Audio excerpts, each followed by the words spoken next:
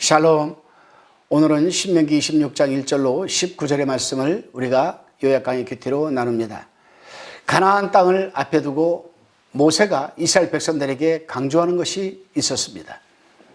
한두 번의 강조로 끝나지 않고 반복하여 재차 강조하는 것, 바로 출애굽 신앙입니다. 본문 7절로 9절의 말씀입니다. 우리가 우리 조상의 하나님 여호와께 부르짖었더니 여호와께서 우리의 음성을 들으시고 우리의 고통과 신고와 압제를 하감하시고 여호와께서 강한 손과 편팔로 큰 위엄과 이적과 기사로 우리를 애굽에서 인도하여 내시고 이곳으로 인도하사 이 땅 곧 절과 끓이 흐르는 땅을 주셨나이다. 아멘. 부르짖음 밖에는 할 수 있는 게 아무것도 없었던, 지독한 고통과 압제를 스스로 이겨낼 수 방법이 전혀 없었던, 정말 무력하고 무능한 실존인 이스라엘 백성을 인도해 내신 분이 누구이십니까? 바로 하나님이십니다. 그 소망 없는 백성을 보시고 찾아와 인도하여 내신 것이 하나님의 그 적극적 개입과 주도적 자비를 구원이라고 하고 우리는 은혜라고 합니다. 그 은혜도 모자라서 이스라엘 백성들에게 젖과 꿀이 흐르는 땅을 선물로 주시기까지 하십니다. 한량없는 하나님의 대은혜입니다. 이 은혜를 아는 것, 이것이 바로 출애굽 신앙이요 이스라엘 신앙의 뿌리이자 핵심이기도 합니다. 그러하기에 오늘 본문에서 모세는 이스라엘 백성을 향해 이렇게 당부합니다. 그 은혜를 기억하라. 출애굽의 신앙입니다. 출애굽의 대은혜입니다. 그 은혜로우신 하나님의 말씀을, 그 명령을 마음을 다하고 뜻을 다하여 지켜 행하라는 것입니다. 그런데 여기에 의문이 생깁니다. 굳이 이런 강조와 당부가 필요할까? 바로 이 부분입니다. 이와 같은 은혜를 경험했는데 그 한량없는 은혜를 확인했다면 하나님을 쫓아 사는 것은, 그 명령을 지켜 행하는 것은 당연한 삶이지 않을까? 그러한 삶을 살아내는 것이 자연스러워야 하지 않는가? 바로 이 부분입니다. 그런데 놀랍게도 그렇지가 않았습니다. 이스라엘 역사를 살펴보면 이스라엘 신앙은 실패하기 허구한 날이었습니다. 하나님보다 우상의 목을 메어서 살게 되었습니다. 그러다가 나라 전체가 파면당하고 말았습니다. 도대체 그 이유가 무엇이겠습니까? 어떻게 그 은혜를 경험하고 확인했음에도 불구하고 실패하는 것이었겠습니까? 왜입니까? 그것은 하나님의 은혜에 대한 흐릿한 기억과 무지 때문입니다. 가나안 세대와 출애굽 세대는 출애굽 은혜에 대한 기억이 본질이 다릅니다. 출애굽 세대는 그 은혜에 대한 절절한 기억이 있습니다.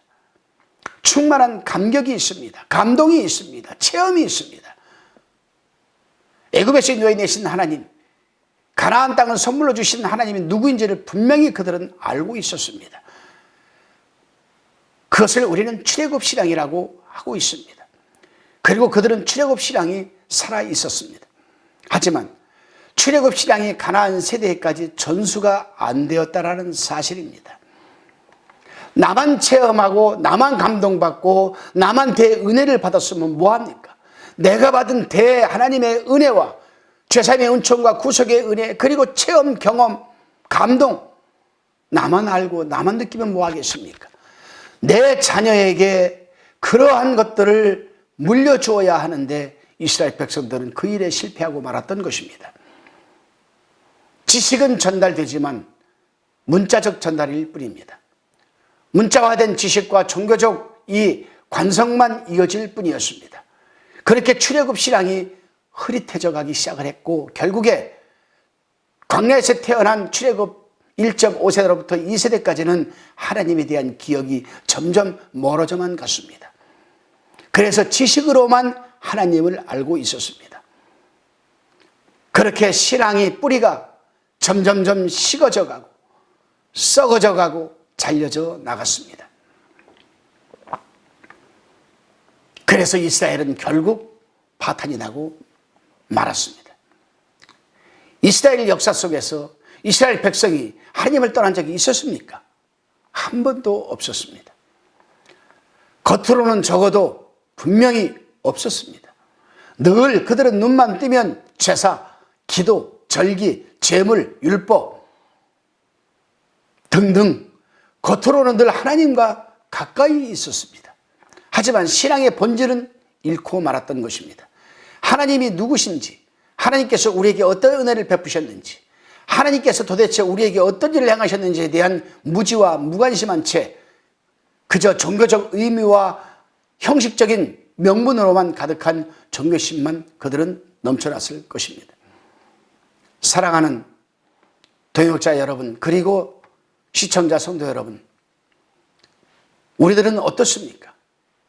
하나님께서 내게 어떤 은혜를 베푸셨는지에 대한 확실한 기억이 있습니까? 지금도 감동을 갖고 있습니까? 체험을 해보셨습니까? 아무리 부르짖어도 헤어나올 길이 없는 그 죄악과 절망의 구덩텅이 속에서 나를 인도해 내신 그 하나님을 생생히 기억하고 계십니까? 아니, 그 은혜에 대한 감격과 충만함은 어느덧 미지근해져 있는 것은 아니겠습니까? 그리고 하나님의 그러한 은혜를 알아가는 지식은 충만하십니까?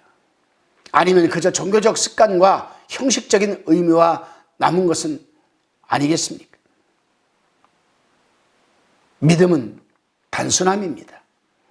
하나님이 누군지를 아는 것이거든요. 하나님이 누군지를 모르신다면 멸망할 수밖에 없는 것입니다. 호세아서 4장 6절 말씀입니다. 내 백성이 지식이 없으므로 망하는도다. 내가 지식을 버렸으니 나도 너를 버려 내 제사장이 되지 못하게 할 것이요. 내가 내 하나님의 율법을 잊었으니 나도 내 자녀들을 잊어버리리라. 참 무서운 경고의 말씀입니다. 그렇습니다, 여러분.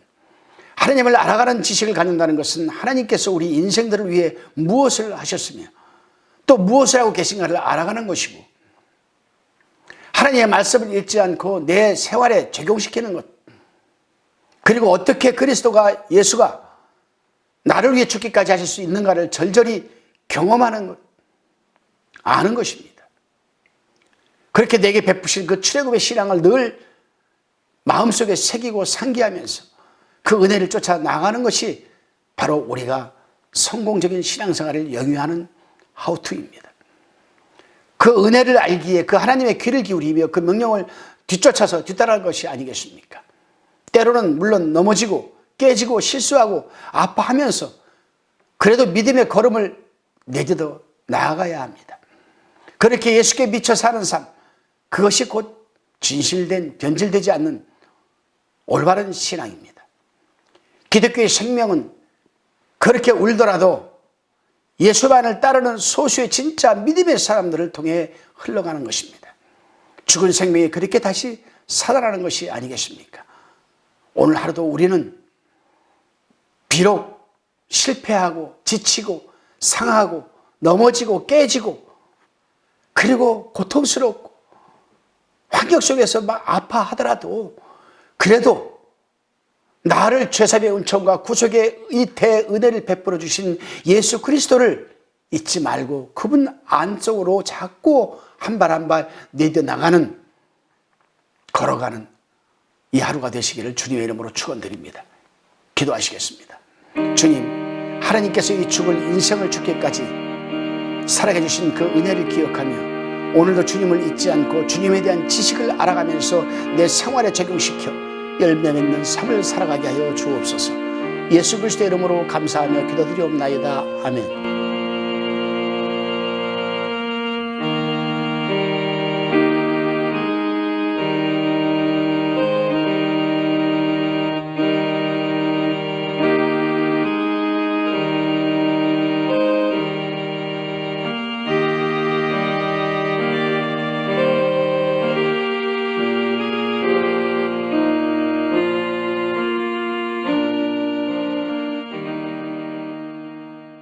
화평방송 구독, 좋아요 부탁드립니다. 감사합니다.